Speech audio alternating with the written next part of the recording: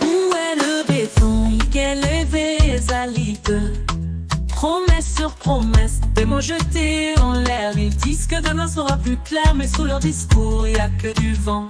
Lokuta na lokuta, louvre-nous na louvre-nous, le béton y en a pas. Voici l'histoire d'une trahison innommable, un scandale financier qui a laissé des millions de Congolais assoiffés, abasourdis et stupéfaits. L'ancien ministre des Finances, ami du président actuel de la RD Congo, M. Nicolas Kazadi, a joué un rôle clé dans une affaire où 300 millions de dollars d'argent public ont été détournés. Ce projet colossal de 400 millions de dollars visait à sauver des vies humaines en apportant de l'eau potable aux communautés les plus reculées de la RDC et aussi les plus pauvres. 1000 forages publics et stations mobiles de traitement d'eau étaient au cœur de cette mission. Malheureusement, la fourberie de Nicolas Kazadi et de ses complices en a décidé autrement.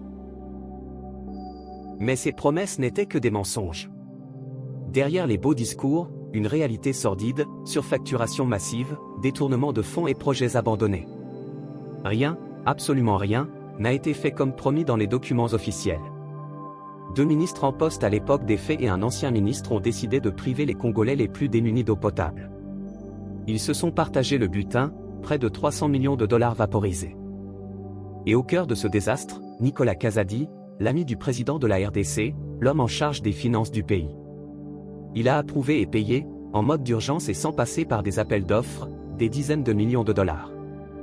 Et ce, malgré les soupçons évidents de surfacturation. Il a signé des sorties d'argent de l'État avec une légèreté inqualifiable, les yeux fermés, sans aucun contrôle, ni en amont, ni en aval. Même nos vieilles mamans, qui n'ont jamais été à l'école, n'ont jamais géré leur petit commerce de cette façon-là. Les forages devaient coûter 15 000 dollars chacun. Mais entre les mains de ces criminels économiques, les prix ont explosé à 300 000 dollars par forage. Le prix unitaire a été multiplié par 20, soit une augmentation de 1900%. Scandaleux. Ces criminels, surtout quand on sait que des milliers de Congolais meurent chaque année par manque d'eau potable. En RDC, plusieurs maladies graves sont causées par la consommation d'eau insalubre. Parmi les principales maladies hydriques, on retrouve le choléra, la fièvre typhoïde, la dysenterie amibienne, ainsi que les hépatites A. En RDC, un enfant sur 5 meurt avant d'atteindre l'âge de 5 ans, et une grande partie de ces décès est liée à des maladies d'origine hydrique. Un tel crime économique ne peut rester impuni. En avril 2024, des organisations de lutte contre la corruption comme l'ODEP et la Likoko ont enfin osé briser le silence. Leur rapport explosif a déclenché une enquête judiciaire. La chaîne de télévision Bossolona Politique, dirigée par M. Israël Mutombo, s'est également saisie de ce scandale pour pousser la justice à réagir. Mais, face aux criminels en col blanc et aux hommes politiques, la justice congolaise, ultra corrompue, ne réagit presque jamais, ou très mollement. Mais Nicolas Kazadi n'était pas seul. François Roubota, ministre du Développement rural à l'époque des faits, ainsi que son prédécesseur Guy Mikulu, ont également joué un rôle clé dans cette sinistre affaire. Mike Kassanga, PDG de Stever Construct, est aussi impliqué. Il a obtenu le marché de construction des forages sans qu'un appel d'offres en bonne et due forme ne soit réalisé. Cette association de criminels économiques s'est entendue pour siphonner le trésor public congolais à hauteur de près de 300 millions de dollars. Enfin, le procureur général Firmin Mambou a pris des mesures. Une interdiction de sortie du territoire a été émise pour empêcher les coupables de fuir leurs responsabilités. Malheureusement, cette mesure a été levée par la nouvelle Assemblée nationale congolaise, dirigée par Vital Kamerhe, un autre criminel économique. Et cela, en dépit du principe de séparation des pouvoirs entre le législatif, l'exécutif et le judiciaire. Pendant ce temps, des millions de Congolais souffrent encore. Sans accès à l'eau potable, des vies sont détruites par la soif et les maladies liées à l'eau insalubre. Tout cela à cause de l'avidité de quelques-uns, ceux qui sont censés nous protéger. Ils nous tuent au lieu de nous protéger. Pour se faire élire, ils disaient « le peuple d'abord ». Une fois élus, ils changent de slogan « moi et ma famille d'abord ». Et que fait Nicolas Kazadi? Il nie tout en bloc. Il affirme n'avoir rien à voir avec ce projet, rejetant la faute sur ses prédécesseurs. Une défense pathétique. Malgré ces dénégations, plusieurs questions demeurent sans réponse. Pourquoi a-t-il payé en procédure d'urgence alors que, 3 ans plus tard, 80% des travaux n'ont jamais été réalisés? Pourquoi n'y a-t-il jamais eu d'appel d'offres pour ce projet afin de choisir la meilleure proposition? François Roubota, de son côté, est accusé de mauvaise gestion flagrante. Il était le maître d'œuvre de ce projet. Il était censé vérifier, à travers ses services, l'avancement des travaux. Il était censé être le pont entre les sociétés de forage et l'État congolais. Comment un ministre peut-il permettre que des fonds publics soient détournés sous son nez sans réagir?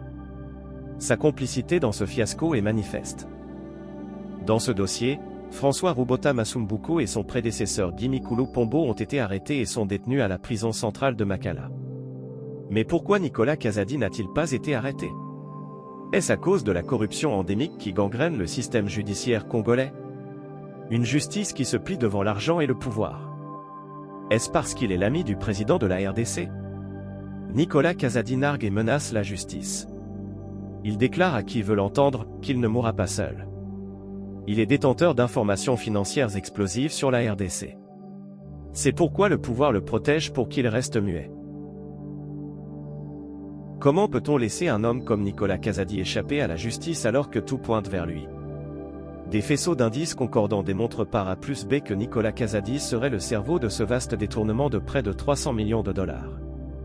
Le voir en liberté aujourd'hui, tandis que ses deux complices sont en prison, démontre qu'il bénéficie de la protection absolue du premier magistrat de la RDC.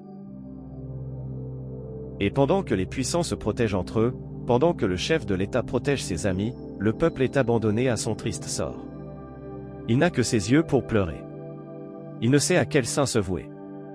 La justice congolaise est extrêmement clémente envers les puissants et très dure envers les faibles.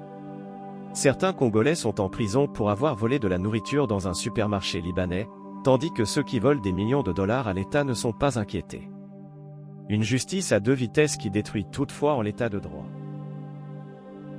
Congolais, jusqu'à quand accepterons-nous ces vols éhontés? Il est temps de réclamer justice, de refuser que nos ressources soient volées par ceux qui sont censés nous protéger. Nous sommes collectivement et individuellement responsables de tout ce qui nous arrive. Nos dirigeants nous volent parce que nous ne réagissons pas, nous ne manifestons ni notre colère ni notre indignation. Tant que nous resterons passifs, ils continueront à nous voler. Levons-nous. Mettons-nous debout et réclamons notre argent. Cette histoire est loin d'être terminée. Restez informés, partagez cette vidéo, likez, abonnez-vous à notre chaîne pour qu'elle ne soit pas censurée et surtout unissons-nous pour que justice soit enfin rendue. Ensemble, nous pouvons renverser cette corruption qui empoisonne notre nation. Nicolas Kazadi et ses complices ne peuvent pas rester impunis.